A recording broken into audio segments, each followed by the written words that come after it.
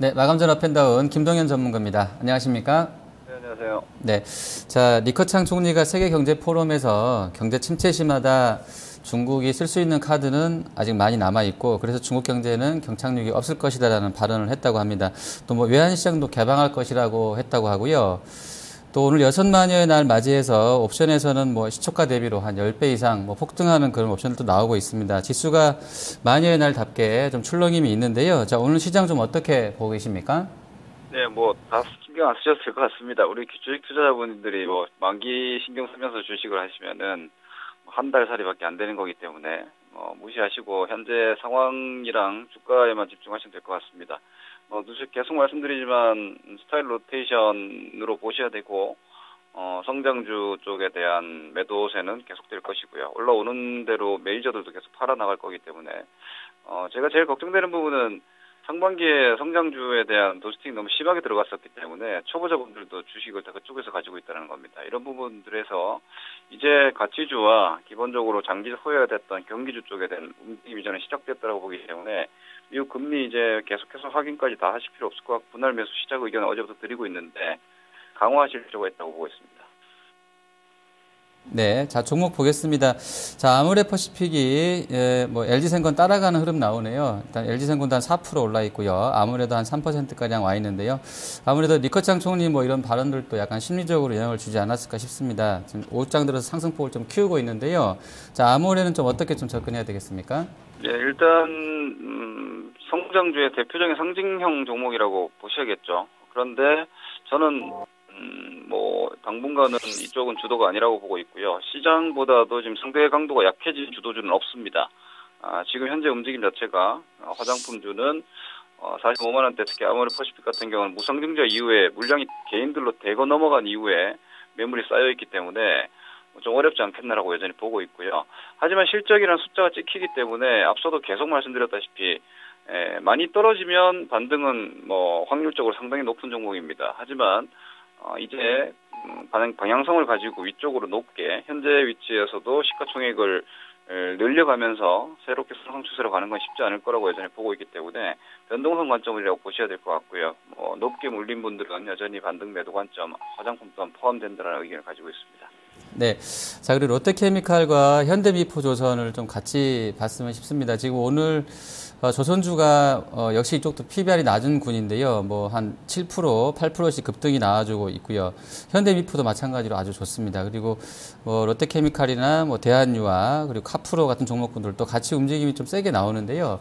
자, 이쪽 산업재군의 대표 주자격인 이쪽 섹터들은 좀 매수로 가야 되겠습니까? 지금 따라 붙으시면은 이제는 좀 부담스러운 시세에 노출된다고 보셔야 될 것 같습니다. 하지만 이렇게 판단을 하셔야죠. 조선주 같은 경우에 지금 제가 계속해서 말씀드렸던 성장주와 가치주의 어떤 시속 게임이 이제 완전히 반대쪽으로 길어지기 시작했다라는 관점은 이렇게 이해하시면 됩니다. 싼 주식들, 즉 약했던 경기주들이 조선주도 그렇고 실적도 안 좋고 상각도 나오고 이러면서 너무 좋지 않았기 때문에 자산 가치보다 0.3배 정도밖에 주가가 인정을 못 받은 거죠. 그런데 이런 주식들은 메커니즘이 간단합니다. 더 나빠지겠느냐라는 어떤 안도감만 생기면은 쇼커버 시세가 나오는데 지금 그렇게 나온 거죠. 현대미포는 저점에서 지금 35%가 올라왔습니다. 지금 어떤 주식이 이만큼 올라온 주식이 있는지 여러분들이 한번 찾아보시기 바랍니다. 그렇다면 지금 시장의 움직임은 분명히 가격으로 움직이는 시장이고 가격의 움직임은 성장주에 가장 치명적이기 때문에 계속해서 스타일 로테이션 말씀을 좀 드리는 것이고 다만 사실 현대미포조선은 아직 장부적으로 봤을 때는 지금도 싸다라고 저는 보고 있습니다. 다만 업황 자체가 조선까지 완전히 좋아지려면 시간이 필요하기 때문에 시간적인 여유를 충분히 가질 분들은 여전히 산업재 섹터는 적극적인 매수 관점이라고 보시면 될 것 같고요. 롯데케미칼은 그런 경기 민감형 산업 섹터인데도 불구하고 상반기 시세가 났었습니다. 그런데도 어제 또 치고 올라왔고요. 그리고 오늘도 저점에서 다시 또 회복 강도를 보여주고 있다는 건 포스코도 마찬가지고 현재 시장이 상반기처럼 앞으로 실적이 좋아질 것이다. 이쪽 섹터가 중국인들 때문에 좋아진다. 이런 성장 스토리보다는 가격과 지나친 할인 해소는 너무나 싸기 때문에 앞으로 충분한 시간과 그리고 상승폭을 여유 있게 가져갈 수 있는 상황이기 때문에 계속해서 이 로테이션은 저는 좀 더 강화될 거라고 보고 있습니다. 네, 자, 하락 쪽 보도록 하겠습니다. 먼저 한미사이언스인데요. 그저께 좀 큰 폭의 하락, 15% 밀렸었다가 어제 조금 반등이 나왔었고요. 네, 오늘 다시 약세권입니다. 한 3% 정도 하락 나와 있는데요. 이 종목은 좀 어떻게 대응해야 되겠습니까? 일단 뭐 아시다시피 한미사이언스 같은 경우에는 라이센스 아웃으로 주가가 10배 올라갔습니다. 주가가 지금 4달간 3월달, 4월달, 5월달, 6월달, 7월달까지 13배가 올랐죠. 그런데 이게 지금 뭐 더 좋아지냐 마느냐 얘기한다는 것 자체가 크게 의미가 없는 것 같고, 이제부터는 뭐 간단하게 10,000원짜리 주식이 2배 올라가는 데는 그 10,000원만큼의 자금이 필요하지만 100,000원짜리 주식이 2배로 올라가려면 100,000원 정도의 자금이 필요합니다.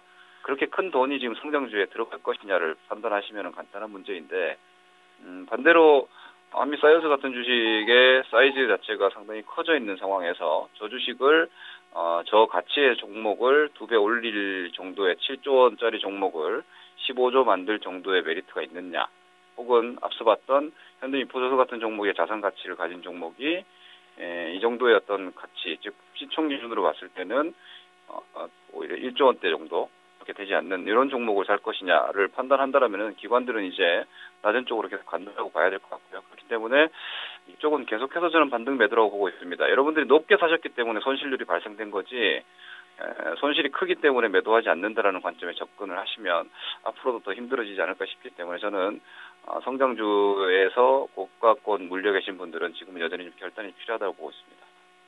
네, 자, 그리고 한국항공우주 보겠습니다. 이 종목 오늘 21선 저항 맞으면서 한 2% 내려오고 있는데요. 자, 이 종목도 뭐 PBR이나 이런 쪽들 보면 좀 높아 보이긴 한데요. 이쪽은 좀 어떻게 대응해야 되겠습니까? 네, 뭐 대표적으로 한샘이라든지 한국항공우주라든지 올해 상반기까지 주도주 역할을 했고, 내용상으로는 상당히 높지만 그냥 성장이라는 꿈 자체로 그냥 계속해서 기관들이나 메이저들이 주가를 올려치면서 뭐 이것이 마치 합리화된 것처럼 움직였습니다. 근데 주가라는 것은 올라갈 때 좋은 거지 빠지면 그게 합리적이지 못한 가격이 되는 것이기 때문에 이미 그 움직임이 시작됐고요. 8월 달에 주가가 떨어지면서 그 대량 거래가 터졌다는 것은 메이저 세력의 이탈을 의미합니다. 이렇다면은 이쪽 섹터 역시도 지금 현재로서는 이제 상투가 나왔다라고 1차적으로 보는 게 맞지 않을까. 정말 강한 움직임이 나와서 대반등을 하더라도 쌍봉을 만들어 가는 게 아닌가 싶기 때문에 이런 종목군들에 대해서는 지금은 접근하실 필요 없을 것 같고요. 이 역시 마찬가지 위쪽에서 그러니까 지금 성장주 물린 분들은 계속해서 이것만 생각하시면 될 것 같습니다. 여러분들이 사신 가격이 높은 거지 주식 자체가 이렇게 떨어질 이유가 없는 건 아니다. 즉 높게 샀기 때문에 손실률이 크시다라면은 이후의 상황을 계산을 하셔야지 현재 손실률에 치중하시면 안 된다라고 여전히 보고 있기 때문에 성장주 전반에 대해서는 이렇게 한번 포트폴리오에서 기자 종목군은 평가하시는 게 필요할 것 같습니다. 네. 자, 그리고 하이닉스는 뭐 글쎄요, 뭐 뉴욕 시황 따라서 좀 하루하루 등락이 뭐 엇갈리는 것 같네요. 오늘 한 1% 정도 밀려 있습니다. 하지만 이제 낙폭은 오전장보다는 좀 많이 줄여놓은 그런 상황에 있는 것 같은데요. 자, 어떻게 좀 대응해야 되겠습니까? 뭐 사실 하이닉스 같은 경우는 시가총 25조 원 수준이고요. 지금 현재 기준으로 하이닉스는 실적 기준으로는 저평가지만 앞서 말했던 산업재 섹터나 이런 조직들은 PBR이 0.5배, 0.3배, 4배 이렇게 나옵니다. 양적 가치 자체가 월등한 저평가이고 하이닉스는 돈벌이에 비해서 기업의 어떤 매출이나 이익에 대해서는 좀 저평가 상태에 충분히 들어와 있죠. 현대차 같은 유형이라고 보시면 될 것 같은데 3만 원 라인은 압도적으로 저가권이 될 수 있는 것 같고요. 현재 3만 원대 중반이라도 충분한 가격 메리트는 있는 것 같습니다. 다만 변동성 자체가 일단 지수 변동성이나 해외 시장 변동성을 같이 가져가는 종목이기 때문에 저가 매수 관점 접근하시면 될 것 같고, 이 경우에는 위쪽에서 좀 물리셨던 경우에도 좀 기다리시면은 보상은 있을 것이다. 뭐 코스닥 코퍼주들하고는 좀 케이스가 다르기 때문에 이런 유형에 대한 구분을 좀 잘 하시면 될 것 같습니다. 네. 자, 전략 들어보겠습니다.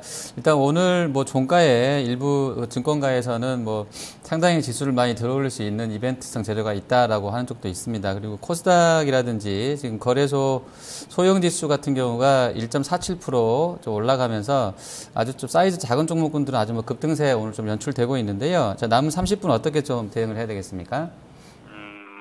지금 위치에서 지수 전략을 가져가시면은 판단이 좀 어려울 것 같습니다. 미국 FOMC도 일주일 아직 남았기 때문에 지수를 지금 현재 1940대에서 배팅을 하자 뭐 이렇게 의견을 좀 드리기보다는요.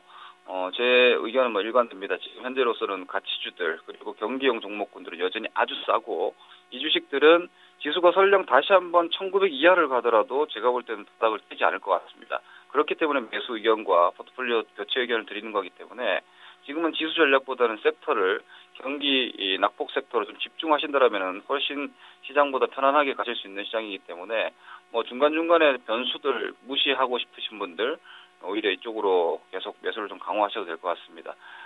반대로 코스닥을 포함하는 중소형 고포 성장주들은 이미 위쪽에서 원형 천정을 만들고 있는 종목들이 많기 때문에 10개 중에 2개 찾기 게임이라는 생각을 여전히 가지시고 여러분들이 매수한 높은 가격은 복원이 안 될 수 있다는 위기감을 여전히 좀 가지고 대응하실 필요가 있겠습니다. 네, 알겠습니다. 오늘 말씀 잘 들었습니다. 네, 고맙습니다. 네, 마감 전 업앤다운 김동현 전문가였습니다.